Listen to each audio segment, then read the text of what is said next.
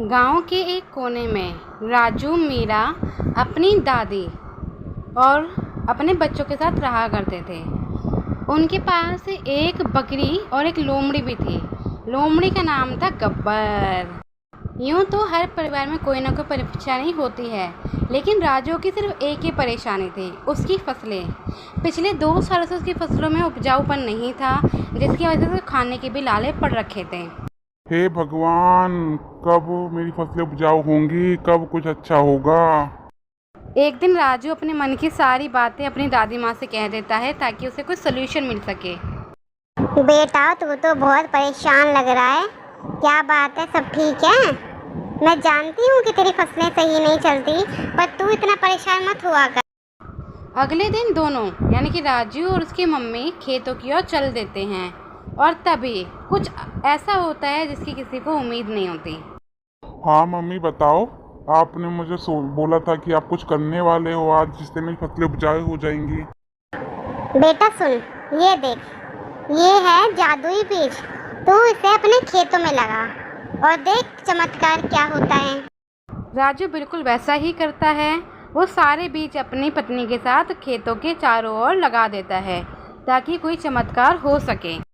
अगली सुबह जब राजू, मीरा और उसकी मम्मी यानी कि दादी जी खेत में पहुंचते हैं तो वो देखते हैं।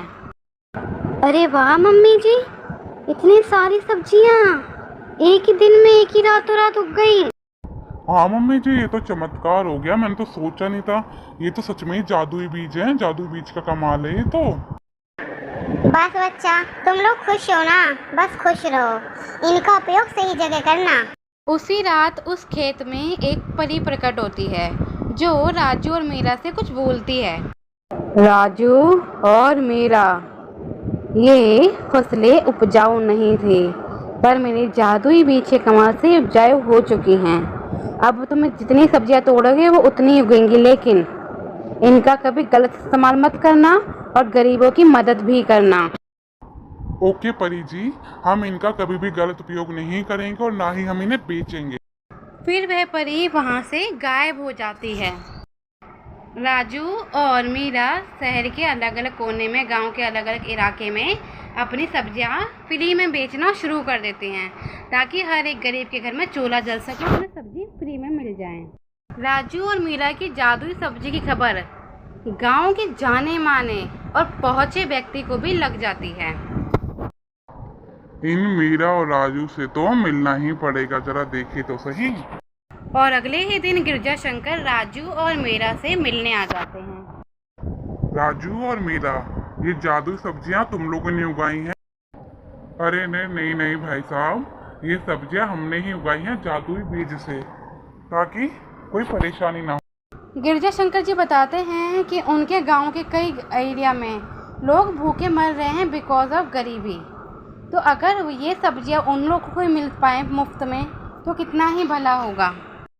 उनकी सारी बातें पास ही में खड़ा एक जादूगर बोम्बो सुन रहा होता है। बोम्बो एक निर्दयी और चालाक जादूगर है जो सिर्फ अपना फ़ायदा जानता है। अरे चलो भाई, एक शिकार मिल गया। ये तो सब्जियां मैं ही लूंगा कल जाके। अगले दिन बोम्बो आ ही जाता है सब्जियां चुराने के लिए। जैसे ही वह आगे बढ़ता है, ए जादुई सब्जियों, अब तुम सब मेरे कब्जे में हो गए। अब तुम्हारा मालिक मैं हूँ, कोई और नहीं। वो जैसे ही सब्जी को हाथ लगाने के लिए बढ़ता है, वैसे सडनली वो एक झटके से पीछे हो जाता है और एक उसे आवाज़ सुनाई देती है। दुष्ट बोम्बो, ये तुम्हारा इलाका नहीं है और ना ही ये सब्जी तुम्हारे लिए है। इस सब्जी को अगर हाथ भी लगाया तो तुम तुरंत भस्म हो जाओगे, समझे? ये सब्जी गरीबों और जरूरतमंदों की सहायता के लिए है, ना कि तुम्हारे फायदे के लिए। दूर हो जाओ यहाँ से। बोम्बो डर जाता है और अपनी माफ़ी भी मांग लेता है कि नहीं, वो सब्जियां नहीं चुराएगा और अब गलत काम भी ख़त्म कर देगा अपने। और फिर बोम्बो वहाँ से चला जाता है और फिर कभी वापस नहीं आता।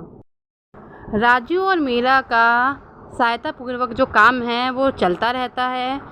एक भी ऐसा गांव नहीं होता जहाँ पे उनकी सब्जियां फेमस ना हों या उनकी सब्जियों की लोग तारीफ़ ना करें। राजू, मीरा और दादी जी की ज़िंदगी में खुशहाली भी थी, शांति भी थी और समृद्धि भी थी, जिसकी वजह से जो भी उनकी समस्याएं थी फाइनेंशियली वो ख़त्म हो चुकी थी। और अब उनकी जो बकरी थी और लोमड़ी थी गब्बर, वो भी खुश थे और